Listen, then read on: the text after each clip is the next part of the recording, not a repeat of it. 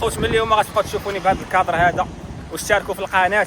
وهانتوما الطبيعه هي هذه، وهذا راه النخل كنوض فيه التمر قال لك، وهنايا راه الارض سوداء حيتاش ارض بركانيه صافي. وهذا مكان هذيك ما يدير دير هذيك طوط غنغوت صافي.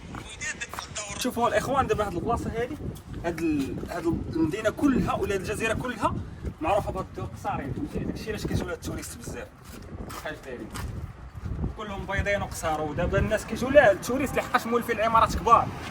كنضرب مع التيوان نقول له لا حنا نتوما بغينا نوصلوا لكم معلومه زعما.